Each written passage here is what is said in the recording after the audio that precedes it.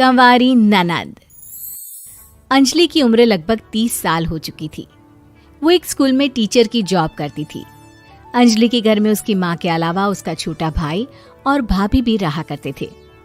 30 साल की उम्र होने के बाद भी अंजलि की अब तक शादी नहीं हुई थी। इस बात को लेकर अंजलि की माँ रुक्मिणी देवी काफी परेशान रहा करती थी। माँ, मैं स्कूल जा रही हूँ, जरा मेरा टिफिन तो दे दीजिए। अब क्या पूरी जिंदगी मैं तुझे टिफिन बनाकर देती रहूंगी? अरे कुछ सोचा भी अपने बारे में या बस ऐसे ही? क्या माँ, सुबह सुबह फिर वही बातें लेकर बैठ गई।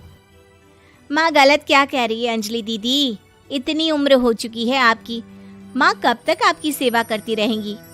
भाभी, मैंने माँ को कब कहा कि मेरी सेवा करो? वैसे भी अपना टिफिन मैं खुद तैयार कर लेती हूँ, बस टेबल से उठाकर देने को ही तो कहा था। वैसे अंजलि दीदी, देखा जाए तो टिफिन उठाकर देने की उम्र तो आपकी है। आपका अपना घर परिवार बच्चे होते तो ये जिम्मेदारी आज आप पूरी कर रही होती। एक बात मेरी समझ में नहीं आती, अगर मेरी शादी नहीं हुई तो इसमें मेरी क्या गलती है और तुम सब लोग मेरे पीछे क्यों पड़े रहते हो? अरे कुछ कहना क्या पीछे पड़े रहना होता है? अपने छोटे भाई को देख, तुझसे 3 साल छोटा है लेकिन 2 बच्चे खेल रहे हैं आंगन में। मुझे आप लोगों की कोई बात नहीं सुननी, जा रही हूँ मैं। और आप में से किसी को मेरा कोई काम करने की जरूरत नहीं है, मैं खुद संभाल लूंगी। इतना कहकर अंजलि वहां से चली जाती है।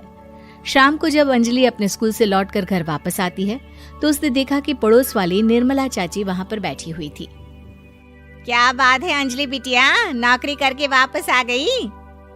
जी चाची जी, कैसी हैं आप? मैं तो ठीक हूँ बेटा, तुम बताओ शादी के बारे में कुछ सोचा या नहीं? अरे रहने दीजिए ना, इससे तो शादी की बात करना ही बेकार है। कुछ भी कहो तो गुस्सा करती है, बात बात पर आंखें दिखाती है। माँ, आप ऐसा क्यों कह रही है? मैंने कब आप पर गुस्सा किया? अरे अंजलि बेटा, तुम्हारी माँ ठीक ही तो कहती है। 30 की होने आई हो, अब तुम्हें भी शादी वादी कर लेनी चाहिए। चाची जी, आप तो ऐसे कह रही हैं जैसे शादी करने से मैंने मना किया हो। रहने दीजिए निर्मला चाची, हमारी अंजलि दीदी को अभी तक उनकी पसंद का दूल्हा नहीं मिला ना, इसीलिए वो शादी नहीं कर रही। भाभी, ऐसी कोई बात नहीं है। अरे तो फिर क्या बात है? तुम्हारी माँ ने तुम्हारे लिए इतने रिश्ते ढूंढे लेकिन तुम्हें कोई पसंद ही नहीं आता। क्या है ना चाची जी, हमारी ननद रानी नौकरी जो करती है ऐसे ही थोड़ी ना किसी को पसंद कर लेंगी।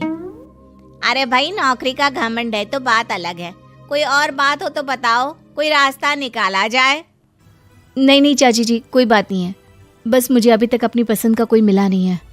सुन लिया आपने, इस लड़की के तो पर निकल आए हैं और इतनी उम्र में अपनी पसंद का कोई मिलेगा भी नहीं इसे। माँ, आप मेरी शादी को लेकर हमेशा मुझे ताने क्यों मारती रहती हैं? अपनी माँ की बातें तो ताने लगती है। ताने हैं? बताओ, मैंने कुछ गलत कहा क्या?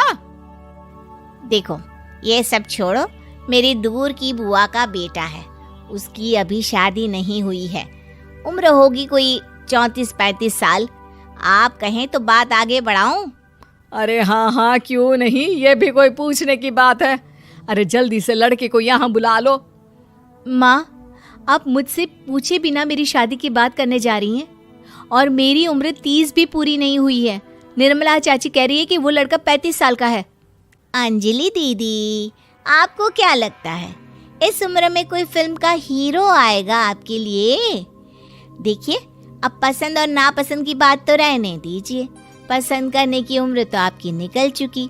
अब तो जो भी मिले उसी से शादी कर लीजिए, इसी में भलाई है। तेरी भाभी बिल्कुल ठीक कह रही है।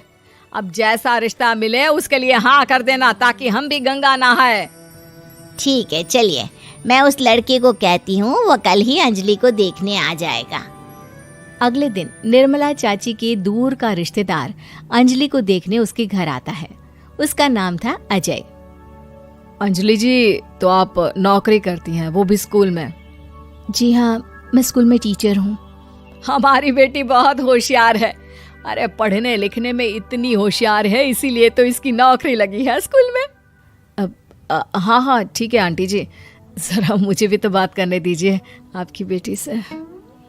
जी पूछिए ना, क्या पूछना चाहते हैं? अंजलि मैडम, ये तो बताइए कि आपने अभी तक शादी क्यों नहीं की? बस ऐसे ही, कहीं कोई रिश्ता पसंद नहीं आया इसलिए। लेकिन क्या मैं आपसे पूछ सकती हूँ कि आपने शादी क्यों नहीं की? अंजलि, क्या कर रही हो तुम?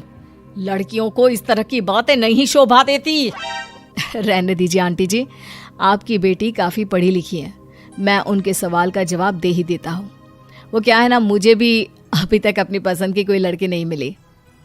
अच्छा, कोई बात नहीं। वैसे आपकी तनख्वाह कितनी है? कितना कमा लेती हैं महीने का? जी यही कोई 25,000 महीने। बस 25,000? इतने से क्या होता है? इतने से तो आजकल घर भी नहीं चलता।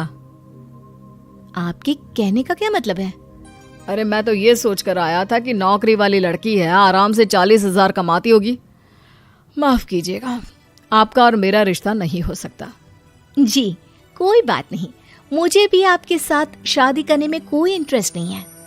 अंजलि, किस तरह की बात कर रही हो? घर आए रिश्ते को ठुकरा रही हो तुम।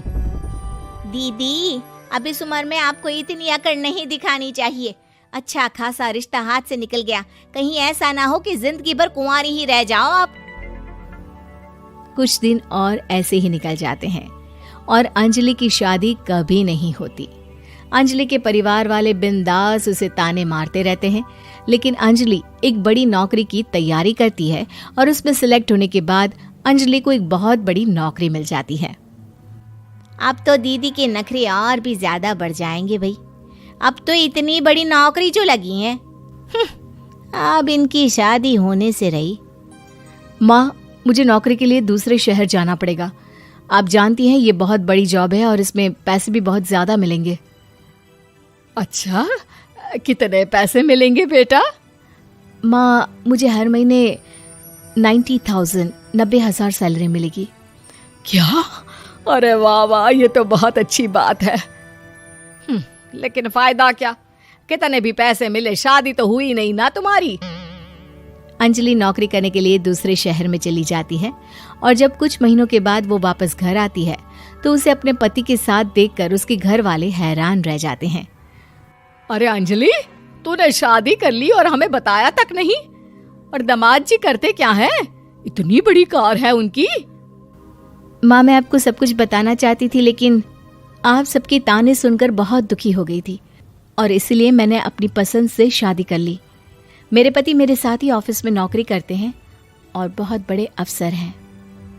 और एक बात बताऊं माँ, आज मैं बहुत खुश हूँ।